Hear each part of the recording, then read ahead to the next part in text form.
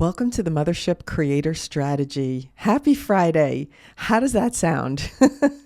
We are definitely doing a rebrand on all of the things. So you're going to see some things changing. I'm so excited about it. Julie is just the queen of figuring this out step by step, and we are in it. So a few things that are happening I'm going to tell you up front, then I'll get into unsponsored by, and then the topic for today. So first off, we are moving our newsletter to Substack. And this is something we were talking about for a while. And then it was funny because it came up on one of our studio meetings and we didn't want to say anything at the time, but because we hadn't even made the official decision. But we've decided that with how things are changing on the social media platforms, that it is probably a good idea to jump into the Substack space. And instead of starting a completely new feed, I guess you would say, or social media present for me, especially on Substack, to start now a whole new account over there. We have the existing membership on the newsletter. So it just made sense for us to do the shift. So that's happening starting next week. And this podcast is also going to be rebranded. So everything is changing too. We've got Mothership Creator Forecast. That is the newsletter. That's the Tuesday with the trends, content ideas, planning, social media, things that I see. We're going to cover all of that. We are only going to have one issue per week. This way, the strategy session that I cover here on the podcast will be the Friday session. So Tuesday will be a newsletter, Friday will be a podcast. And in the Tuesday newsletter, we will let you know what the topic is for the Friday podcast. This way, you know, if you want to tune into it, if it's something that you're interested in, you'll have advanced warning about that. So we'll have the forecast on Tuesdays, the strategy as a podcast on Fridays, and the newsletter will be coming from Substack. And you should be able to, you will be able to, not should, you'll be able to comment on the newsletters and see them chronologically. So they'll all save. So it's not like you have to search back through emails.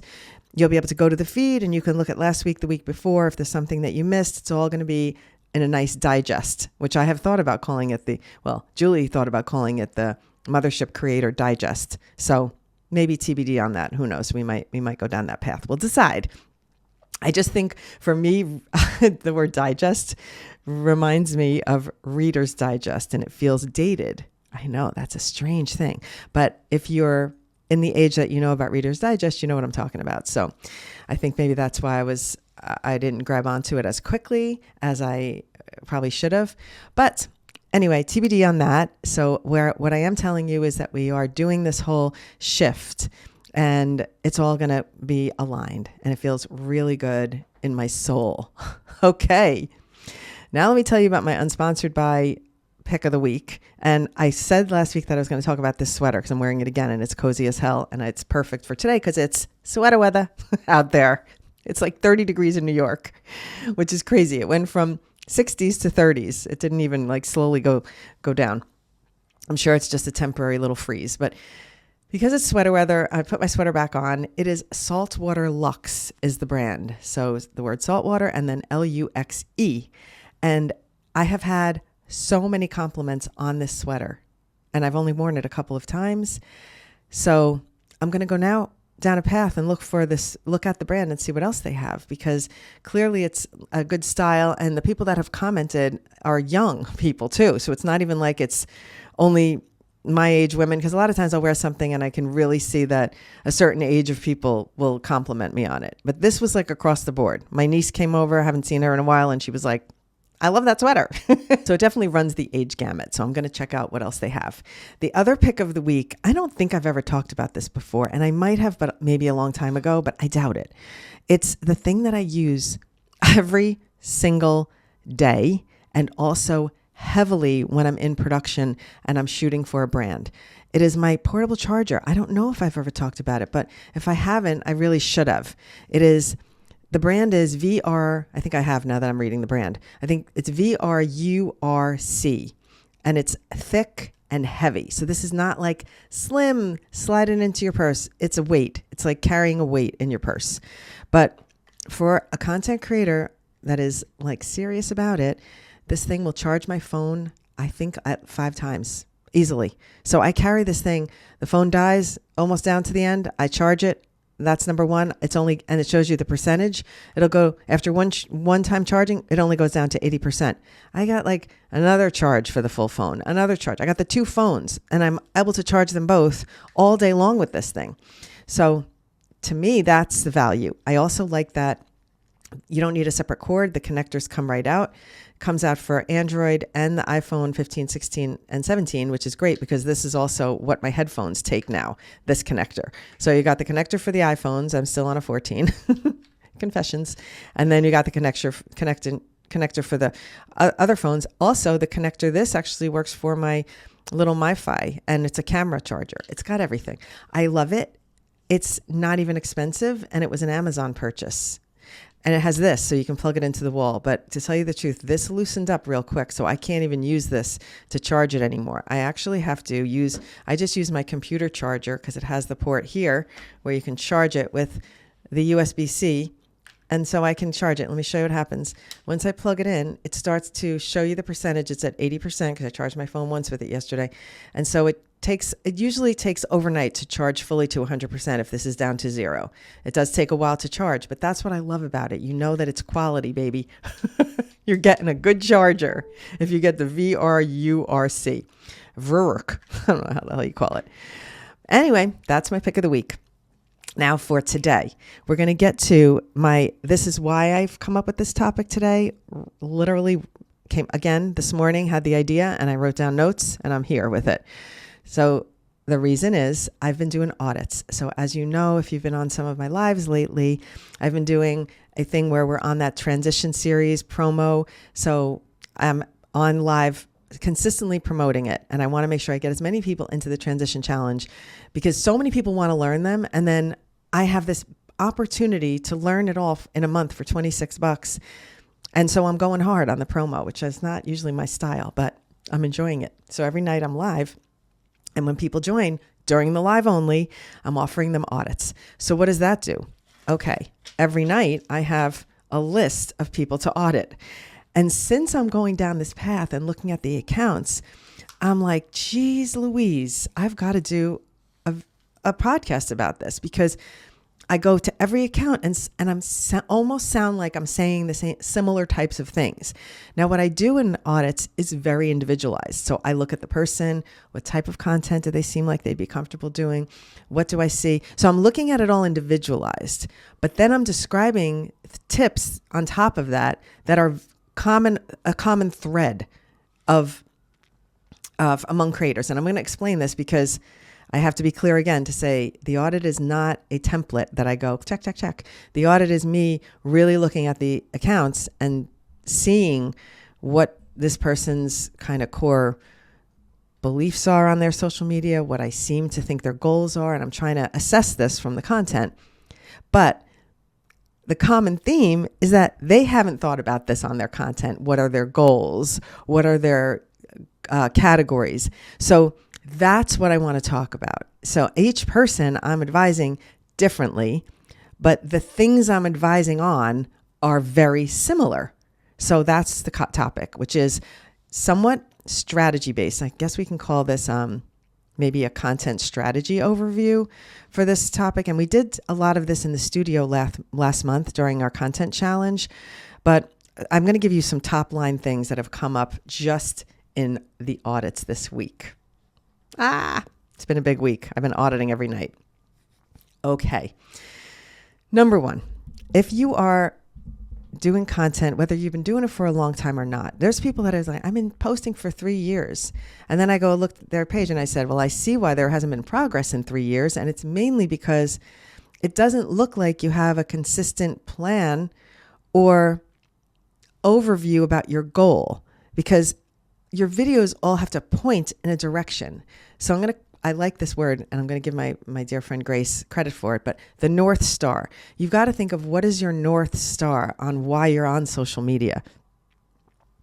Okay? And your North Star doesn't have to be like to sell products. I'm talking about above that.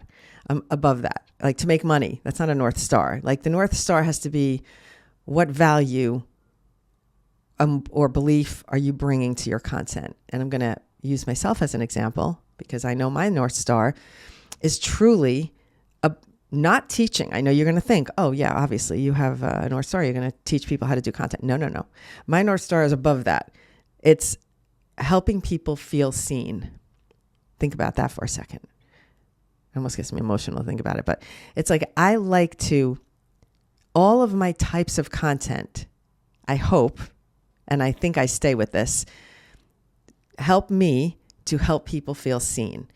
And there's a few reasons I use that as my North Star. It's because I represent a certain audience that, I'm sorry to say, oftentimes we're not seen. We become invisible. It's so funny because my husband told me this story the other day, and he was like, yeah, I was in the elevator and these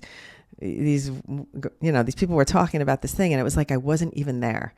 And I said, oh my God, like, and I don't think necessarily men experience this the way women experience it, or at least as significantly and suddenly as we experience it. But I know you know what I mean. So I think that the North Star, the overarching thing is to help people feel seen by putting myself in a position of being seen at this age, and also giving people the tools to help them feel seen by putting themselves in a position where they can share their expertise and help them feel seen for their experience, for their value that they have to offer. I think I'm explaining it hopefully well enough. But so go above, like, I want to sell on TikTok Shop, I want to make money, I want to this. Go above that and think, what is your northern star above that? And think about your goal, because that's going to help you get into, like, what are you now posting about? Okay, so even if you're trying to sell products, you've got a more northerly goal than that. So if you're a woman who is, I know there's a lot of women doing the TikTok Shop, men too, I guess. Yeah, both. When you're doing the TikTok Shop and you're trying to sell products, what are you really trying to do? Aside from make money, of course. But you don't always pick a product that you don't feel you don't agree with. We don't try and sell products and convince people to buy things that we don't like. At least we usually don't. And I know a lot of the creators I've talked to who do the shop say, oh my God, sometimes I get the product and I don't like it, so I send it back because I don't want them to feel like I'm going to, taking the product for free and not doing the ad or whatever. So there's all of that goes on. But there has to be a reason why you're trying to promote certain things. It's like making people's lives better because they're going to know now they can get this charger and not have to worry about charging their phone or being near an electrical outlet all day if they're on the go. So even when I tell you about products, I'm not even getting paid to do it. I'm not selling these. But my point is, my reason for telling you is because I value this and I think it makes my life better. So I'm helping you to make your life better. Is that crazy? I don't know. Maybe I'm on a tangent, but okay. So strategy. What is your overarching goal of what you're trying to do on social media? And then what are the topics you want to post about so that you feel good talking about, you feel natural talking about, or you like making videos about, or whatever. And then, so it's goal, topics, and what style of content do you like to post? So those are the three things that I think you've got to, all the people that I've been auditing have to think about. That I'm like, okay, what are you good at? Do you like to talk? Would you rather lip sync? Would you rather vlog? Do you like voiceover? Do you like humor? A lot of people do still photos. I'm sorry, but I'm like, don't think that you're going to build an account of social media on still photos. This isn't Instagram circa 2007. Okay, we have evolved. We're in a video content world now. So you're not going to be able to compete with photos with text all over it. Oh my gosh, that's the other thing. Text all over the screen. That's so Instagram too, to me, when I look at people that put, like, you can see them behind it, but it's all text of this story. I said, I don't want to read. I'll read a book. I don't need to read that much. Okay, now we're learning something about me. But I'm not a fan of the heavy-duty text on screen to tell a story over a still photo or on top of a video of you sitting there staring. I get it. Some of that, the trends are funny that way. But as a rule, that's not going to sustain your content. So now I dove into three things really quick. So I want to just take a minute, take a pause and say, I'm not against any of the styles of video that you want to do. It's just what I'm saying is find What's your sweet spot? Are you a person who does kitchen videos? Would you rather do a vlog, put a voiceover and show yourself doing the stirring and the baking and the things? Maybe that's your style.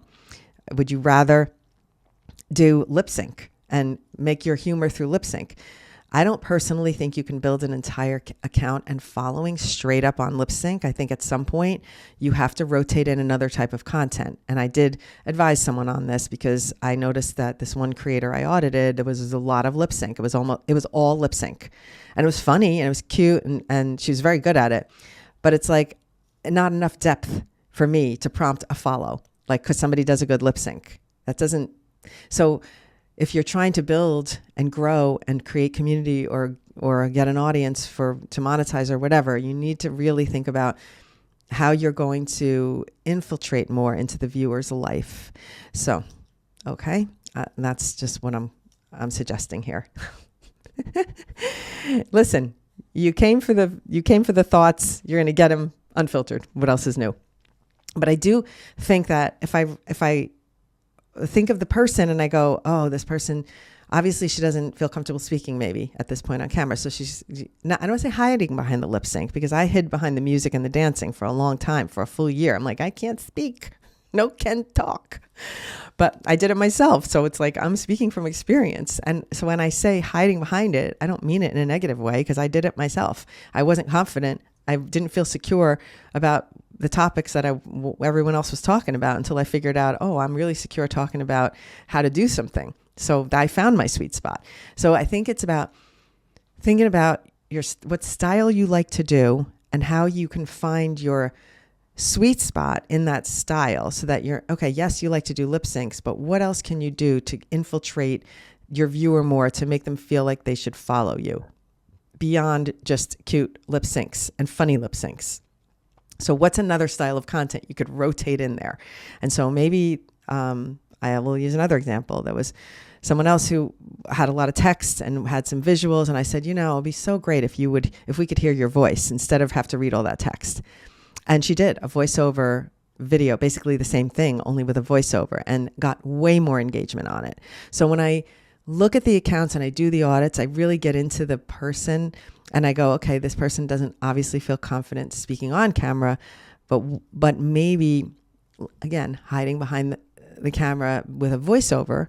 Listen, I hid behind the camera for 40 years in my industry. My casting director used to be like, you'd be perfect for this. I would freeze up the minute I would stand in front of a camera. So if anybody knows, I know. I've traveled the road kind of thing. So I know it's not easy.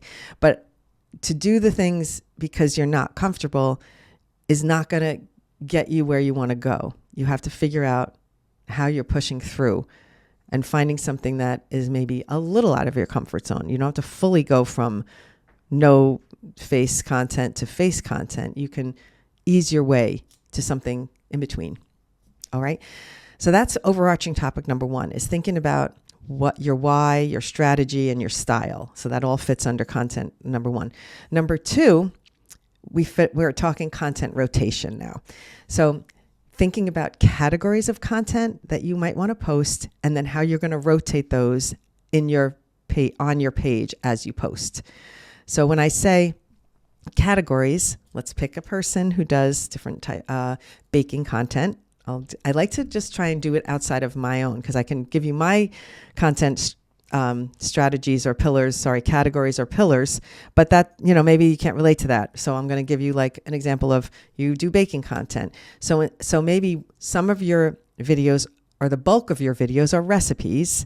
And then maybe you have your favorite cookbook is a video. So now it's like house baking tips, where you do either speaking video or voiceover video, where you show your favorite cooking tips or baking tips, like where you get your recipes from, or how you do certain tricks in the kitchen, like how do you save your lemons when you cut them in half? I don't know, making it up as an example. Okay. Another thing might be your tools. You might share your favorite baking tools. So you can do tips, then you can do tools, then you can do recipes, and then you can do behind the scenes of how you're setting up to make your baking videos. Okay, so that's 4 styles of content within your overarching topic. Okay, now I'll tell you mine. So now we have the tutorial, the TikTok teacher. Okay, my North Star, helping you feel seen. But my videos, the bulk of them, are teaching you how to make videos because that's empowering and it shows you how. So I have the teaching videos, but then I have a production career. So I rotate in behind the scenes when I'm on shoots so people get to know me a little bit. Oh, wait, she has a day job. By the way, when I post those videos, they never get any views and a handful of people will be like, I didn't know you do that. Yeah, because the algorithm isn't showing you those videos. But I show a bit of myself and that creates community and loyalty amongst my viewers because they've now somehow I'm more legitimatized to them. Like I have the receipts, I have the credentials for doing what I'm doing. So it's behind the scenes. And then I like to do trends. And the reason I like to do them is to teach because I like to practice them to teach them. So it's related. And then when I do the trends, I tend to put like, would you like to learn this or teaching this one up next or TikTok teacher hitting the transition, something like that. I always try and bring it back to my core mission. And then my other stuff is just random fun and joy. So I think that fits into a lot of things, which is my family content, my dancing on the street with strangers, when I go somewhere and I do a vlog about an event or a place or a travel or whatever. So that all fits into like my little pocket of joy content. So it's tutorials, it's behind the scenes, I forgot the third one. It's joy. What was the third one? Oh my God, behind the scenes. Oh, trends. So it's my own fun. And then it's just like behind the scenes joy. Okay. Whew. Anyway, so think about your rotation. Now, why do I talk about that? Because if you're posting 5, let's say you love doing lip sync videos, but now you hear me and you're like, oh, I have to have 3 other types of categories. So let's say you pick at least 2 other categories, maybe rotate. Okay. Where you have 2 types of videos. You don't want someone come to your page and only see 5 lip sync videos in a row and never see, because what if they followed you for when you talked about that event you went to and the blah, blah, blah thing where you were speaking? That's maybe what they want to hear more of you speaking. And when they come to your page, if they have to scroll through 5-10 lip sync videos to get to see you speak again, they're not going to follow you as necessarily as readily. So you need to rotate so that when someone likes a video and then comes over to see if they want to follow you, they want to go through and see what else you've posted, and they don't want to have to go through 10, 20 scrolls to get to something similar to what they just followed you for. So I always suggest a consistency in the rotation. Okie dokie. So rotate those. Think of your cadence. I will do a tutorial, then a trend, then a behind the scenes, and then a little dance, and then a tutorial, and then a trend. I rotate. I don't do it like, I'm not rigid. Sometimes I go, oh my God, I have 2 tutorials in a row, sometimes 3, and I'll post, I'm running with it, when I'm on a roll. But for the most part, I would post those more frequently than I would I wouldn't post like dancing in the street, dancing in the thing, I wouldn't post like 5 dancing videos in a row, because then if someone happens to see a tutorial and comes, they're going to go, oh, she doesn't really teach that often. It's just once in a while. Like I can't even find another lesson. Okay. I hope I explained that enough. That was very wordy, but what can I say? I for the person who never liked to speak on camera, now I never shut up on camera. And then the third thing to think about when it comes to content strategy is the quality of your content. So as I'm doing these audits, and I've done a whole newsletter and podcast on this, so I'm not going to redo it. I'm just going to give you the highlights and tell you to go listen to that other podcast, Common Creator Mistakes, and all the editing tips I give. Okay, because I have seen it all. I go to these audits and I'm like, music's too loud, can't even hear what they're saying. Lighting, what they're shooting in front of a window, I can't even see their face. Editing, huge pause at the beginning, pressing the button, breathing 20 times in and out before they start speaking, big pauses in the middle. No. You've got to be go. You've got to keep your audience. You have to have an opening hook line. Oh, that's the other thing, opening hook line. It's one of my biggest comments on these audits is like, your first 3 seconds, you've lost your audience. Hi, I'm so-and-so. Hey, friends. Hi, peeps. Hi, TikTok. Bah, bah, bah. I've talked about this 100 times, so I'm not going to overdo it. And I know you guys that listen already know this, but so it's quality of content, music, lighting, tightening, and lastly, and I want to say most importantly, no, but lastly is, audio quality, but most importantly, formatting. When I see videos that sometimes is black on the top and the bottom, and it's one video and it goes from full screen to short screen, full screen, short screen. It's so unpleasant to watch that. Your eye doesn't even know why you don't like it, but I'm going to tell you why, because it's not formatted correctly. Okay. So today turned into a bit of more of a rant than I intended, but the idea for me to get across to you is when I'm doing audits and I'm seeing consistent things like this where I often think this is second nature until I realize, no, that's why I'm here. It's not second nature, and most people don't know it. So I'm here to tell you it. Okay? And if you already know it because you're in my studio, I love you for listening anyway and listening to me go cuckoo over here. But it is my passion, and I can't help but want to help you level up.